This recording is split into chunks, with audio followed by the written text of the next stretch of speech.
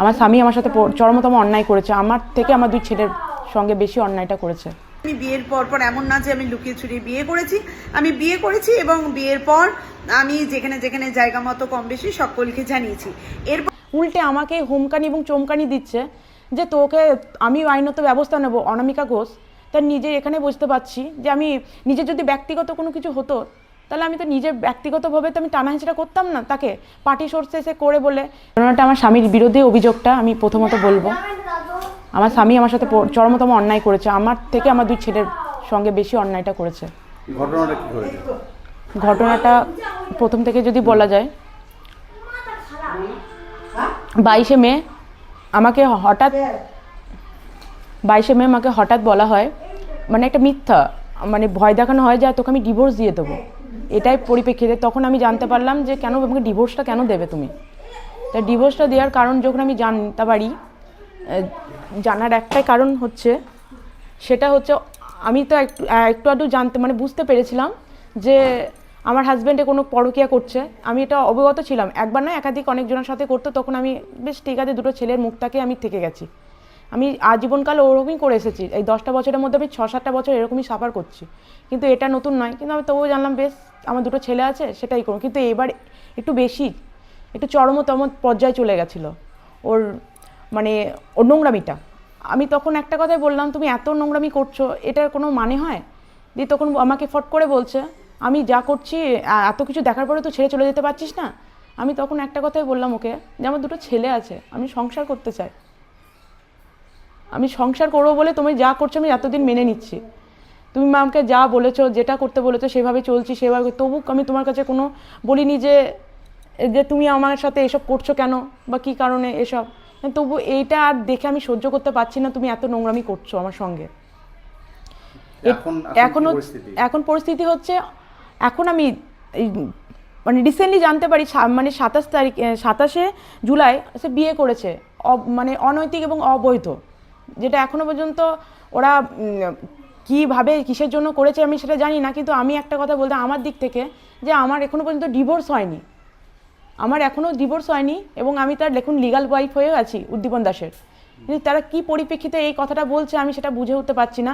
উল্টে আমাকে হুমকানি এবং চমকানি দিচ্ছে যে তোকে আমি আইনত ব্যবস্থা নেব। অনামিকা ঘোষ তার নিজে এখানে বুঝতে পারছি যে আমি নিজে যদি ব্যক্তিগত কোনো কিছু হতো তাহলে আমি তো নিজের ব্যক্তিগতভাবে তো আমি টানা হেঁচড়া করতাম না তাকে, পার্টি সোর্সে এসে করে বলে।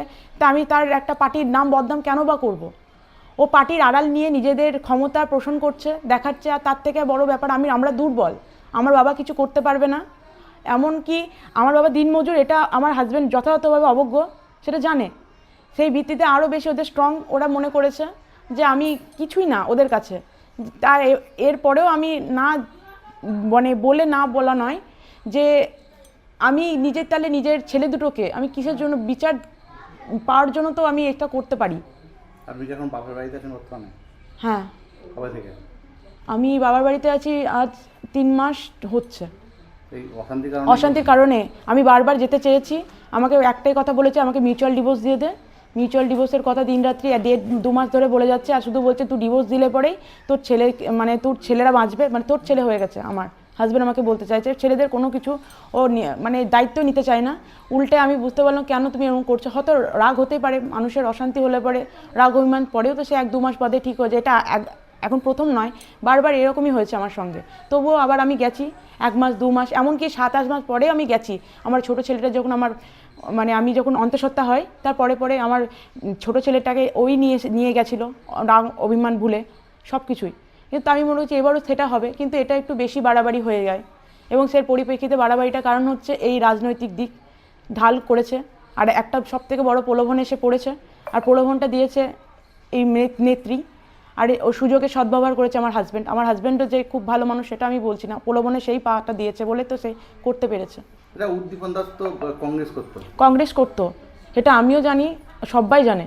কিন্তু ওই কংগ্রেস করার পরে কংগ্রেস যখন মানে কংগ্রেস জিততে পারলো না, হেরে যায়, তখনই তার পরে অনামিকা ঘোষের সাথে তার একটা, অনামিকা ঘোষ বিজেপি নেত্রী, অনামিকা ঘোষ ছিলেন বিজেপি নেত্রী, তখন আমি ও বলছে না আমাকে বাঁচতে হবে বলে সে একটা বললো যে আমাকে সেলটা নিতে হবে। মানে সেলটা নিতে গেলে তো যে তাই আজকে তো তুমি প্রথম ভোটে মানে হচ্ছে বিধানসভার, সেটা তো নয়, যে কোনো ভোট হলে পরে তোমার হার জিত তো আছে। সেই উপেক্ষে আমি বললাম যে তুমি যাদের দেখে চেনো বা জানো তাদেরকে একবার বলো, তারা অবশ্যই তোমার সাহায্য করবে। আর শুনলাম তাদেরকে কোনো কিছু দু একজনকে মিথ্যে করে আমাকে বলা হয়েছে, আমি বলেছি, কিন্তু তাদের যদি বা বলে থাকে তাদের কাছে আমি ফোন করে জানলাম যে আপনাদের কথা বলেছিল উদ্দীপন, বলছে না আমাকে কিছু বলে নিচ্ছে। কবে থেকে ঘটনার পর কবে থেকে থেকে জানতে রাজনৈতিক পারলেন? কোনো থ্রেট করা হয়েছিল আপনাকে রাজনৈতিক দিক থেকে? আমার হাজবেন্ডই সেট করেছে একমাত্র ওই, আমি যা বুঝতে পারছি ওই মহিলার মানে নেত্রীর পাওয়ার পেয়ে সে আমাকে থ্রেট করছে, আমি ওসিকে ফোন করে দেবো, আমি ওকে ডিএমকে ফোন করব, দেখবি আমার কি করতে পারিস, তোরা কিছু করতে পারবি না। আমার হাজবেন্ডই আমাকে থ্রেট, ওদের মানে সহযোগিতায় আমাকে থ্রেটটা দিয়েছে।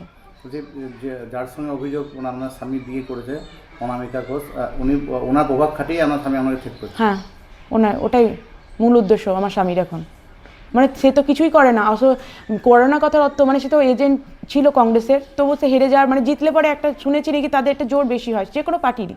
তো এটা যেমন বিজেপি জিতে গেছেন বলে আমাদের মাননীয় মুখ্যমন্ত্রী যেমন এসেছেন আমাদের বিজেপি সরকার হয়ে, সেরকম হয়তো যদি আমাদের কংগ্রেস হতো, সে মানে কংগ্রেস মানে জিততেন যদি আজহারউদ্দিন সিজার, তিনিও তাহলে তার প্রভাব খাটিয়ে তিনি এমএলএ হতেন, সেটারও আমি জানতাম হার জিত আছেই।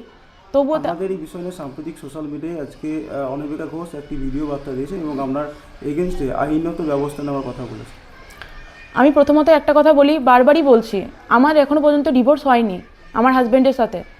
তা ওনারা যে কি ভিত্তি অনুসারে বলছে সেটা আমি প্রথমত বলি, ওটাই ক্লিয়ার করে দিই সকলের সামনে যে আমার এখনও ডিভোর্স হয়নি, কিন্তু ওরা যেটা করছে সেটাই অনৈতিক এবং অবৈধ, এটাই। আর সবথেকে বড় বলতে চাইছি একটাই কথা, অনামিকা নিজের এখন আমি ভাবছি নিজের ব্যক্তিগত নিজের দিকটা ছেড়ে দিয়ে এখন পার্টিগত বা নিজের ক্ষমতার প্রদর্শন করছে নিজের পার্টির নাম করে এবং নিজের অর্থনীতির দিক থেকে সবল থেকে। তাই আমার মতন এই গরিব এবং অতি মানে সাধারণ মেয়েকে ওর নিজের পাওয়ার মানে দেখিয়ে আমাকে পুরো মানে একটা ধমকানি এবং মানে তোমার প্রচণ্ড পরিমাণে হুমকি দিচ্ছে, ধমকানি বলা ভুল, হুমকি দিচ্ছে আমায় যে আমি মানহানি কেস করব বা আমি মানে তার পরিপ্রেক্ষিতে অনেক মানে কোর্টে দ্বারস্থ হব, মামলা করব, এসব শুনছি। তাহলে আপনি কি কোনো কোর্টে কেস করেছেন আপনার স্বামীর বিরুদ্ধে বা এই সমস্ত বিরুদ্ধে? হ্যাঁ, আমি করেছি, থানায় অভিযোগ অভিযোগ করেছি, একটা নয় দুটো কেস করা হয়েছে, একটা 498-এর কেস করেছি আর একটা আমার ডিভি ডোমেস্টিক ভায়োলেন্সের।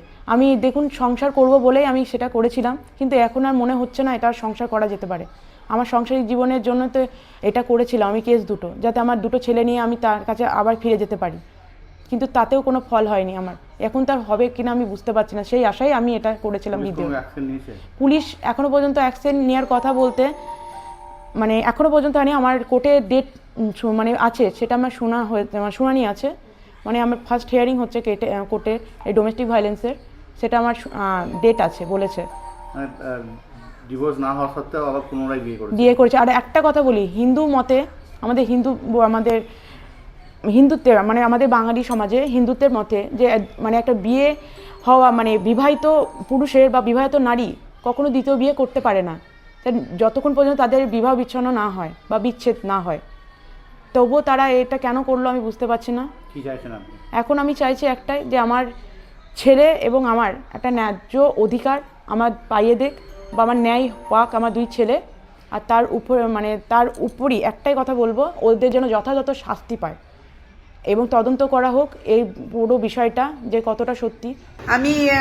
আমি বিয়ে করেছি, আর এটা আজকাল নয়, এটা 7-8 দিন হয়ে গেল, এবং বিয়ের পরে আমার যেখানে যেখানে জানানোর জায়গা মতো আমি কম বেশি সব জায়গায় জানিয়েছি। কিন্তু কিছু টিএমসির আইটি সেল আছে যারা নিরন্তর প্রচেষ্টা চালিয়ে যাচ্ছে, তো তাদেরকেই আমি বলতে চাইছি, আমি বিয়ের পর এমন না যে আমি লুকিয়ে ছুড়িয়ে বিয়ে করেছি, আমি বিয়ে করেছি এবং বিয়ের পর আমি যেখানে যেখানে জায়গা মতো কম বেশি সকলকে জানিয়েছি। এরপর বলি, যে মহিলা মানে সোশ্যাল মিডিয়ায় আমার নামে অভিযোগ করেছে, তো তাকে বলতে চাইছি আইনের পথ খোলা আছে, আপনি আইনি রাস্তায় হাঁটুন, কারণ আমি আপনার বিরুদ্ধে আইনি পদক্ষেপ নিতে চলেছি। কারণ আপনি যে স্ক্রিপ্টেড লেখা যে নাটকীয়তা রচনা করেছেন, যে বা যারা স্ক্রিপ্ট আপনাকে লিখে দিয়েছে অত্যন্ত ভালো লিখেছে, প্রশংসনীয়। আপনি যেটা ভিডিও বার্তা দিলেন সেটা সেই স্ক্রিপ্টটা সামনে রেখেই বলছিলেন যে বিশেষণগুলো আপনি যোগ করছিলেন, আপনার খানিকটা দেখতে বা পড়তে অসুবিধা হচ্ছিল।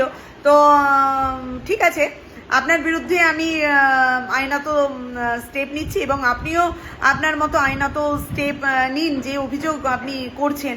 তো এটাই আশা রাখবো। তো এর সাথে সাথে আমি সাংবাদিক বন্ধুদেরকে এটাও জানাতে চাই যে সব কিছুতে রাজনীতি খুঁজবেন না, কারোর অভিযোগের ভিত্তিতে এইরকমভাবে সংবাদ পরিবেশন সত্যি আপনারাই পারেন।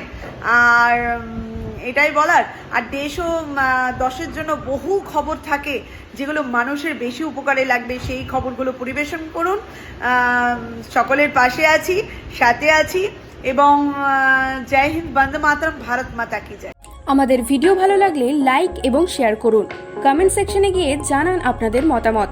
আরও ভিডিও পেতে আমাদের চ্যানেল সাবস্ক্রাইব করুন এবং প্রতি মুহূর্তে খবরের আপডেট পেতে প্রেস করুন বেল আইকন।